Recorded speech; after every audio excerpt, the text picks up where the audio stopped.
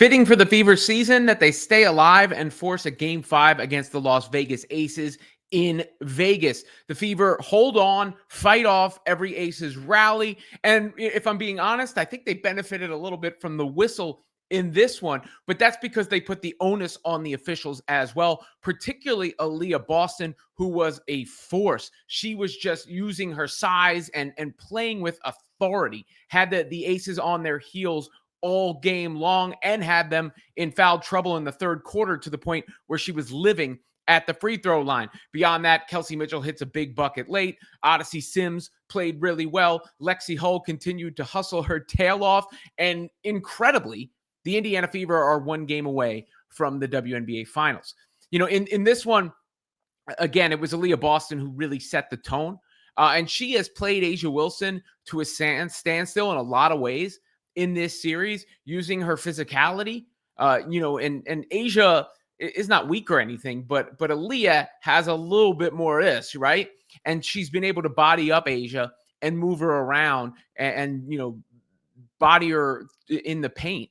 And she did that again, putting her post moves on display in this one. Here's Aliyah going to work a little bit in the game, in the contest. As it was late, you can see it's a close game still at this point. Aliyah Boston up top. She does a lot of work up top, but what I like about this one is how she put the ball on the floor. She was more aggressive, putting her head down and making the move. And look, she dislodges A'ja right there, then gets to her spin and finishes. Big time make from Aliyah Boston on that play. And that is just, what else can you say? That's a grown woman move right there. Another one from the contest, Aliyah Boston on A'ja Wilson. And, this is a player who tied for the Defensive Player of the Year, MVP, all these things. You see Lexi Hull finds her. She's open in the lane. So Asia's trying to recover. But the up fake, then a couple ball fakes, puts it on the floor again. Spin move. Little baby jumper. Bucket for Aliyah Boston. And she was the difference in this game in many ways. Again, I really think, they let her, they didn't call her very tight in what she was allowed to get away with. And the whistle was a little tighter, I think, the other way. And that's why Aliyah shot so many free throws. She had 13 free throw attempts in this game. Kelsey Mitchell had 6 free throw attempts. Odyssey Sims, 6 free throw attempts. That's 34 free throw attempts for the Fever in this game to 11 for the Aces. That is a massive disparity. I didn't even know the number until I looked at it just now.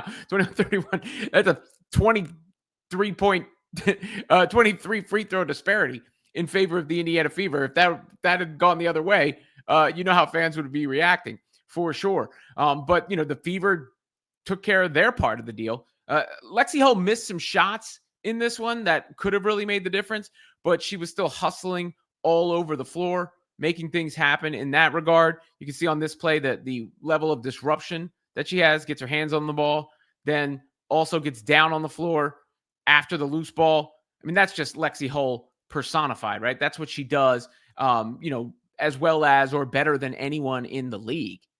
And Odyssey Sims with a big bounce back performance. Her and Shea Petty. Don't want to forget the contribution Shea Petty had in the first half. I think that made a big difference in the Fever being able to go into halftime with the lead. But then there was what Kelsey Mitchell did.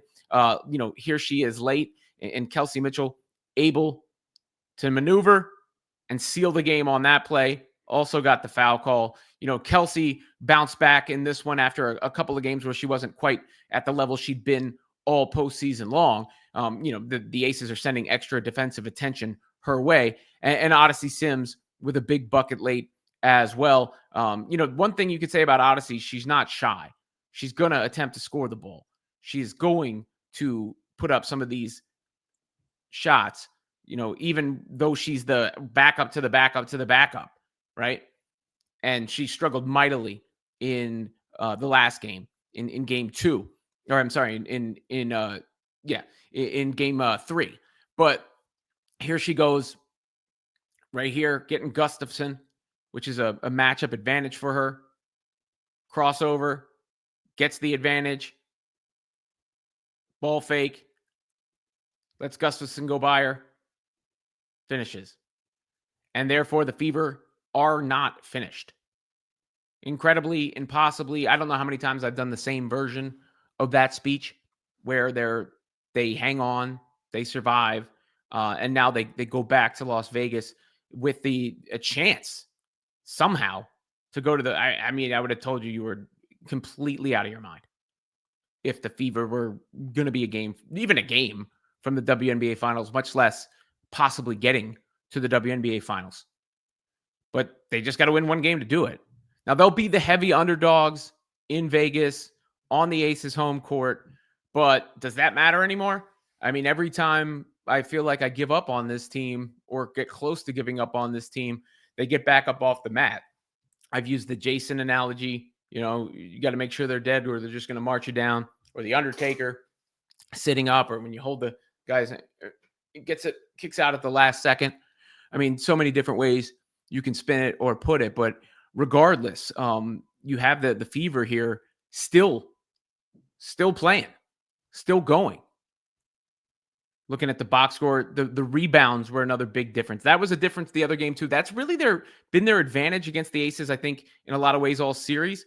You know, free throws are one thing. They can change game in and game out, but one thing that's been kind of consistent is the rebounding advantage. 34 rebounds for the Fever to just 22 for the Aces. There's second chance points.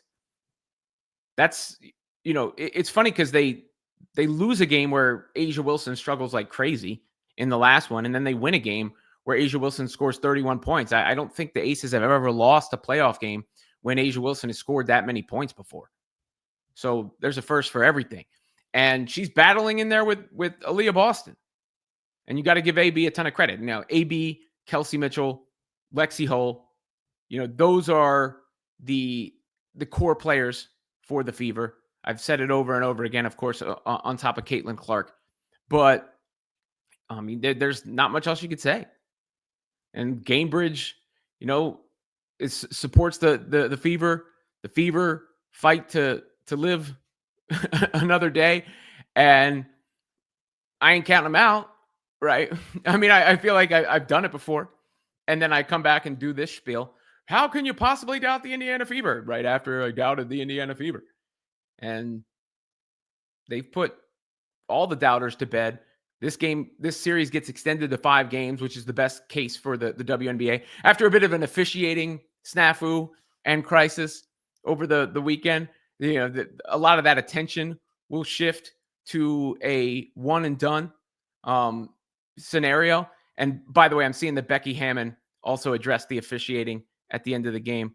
She noted the free throw difference and said, next question, and then admitted that her timeout when she called the extra timeout. It didn't really matter at that point. I forgot about it almost. You know, it wasn't a Chris Webber type situation considering the game was out of hand at that point. But I would expect, you know, the message around the referees to be the thing that Hammond tries to hammer home going into game 5 to try to give the Aces the advantage on their home floor.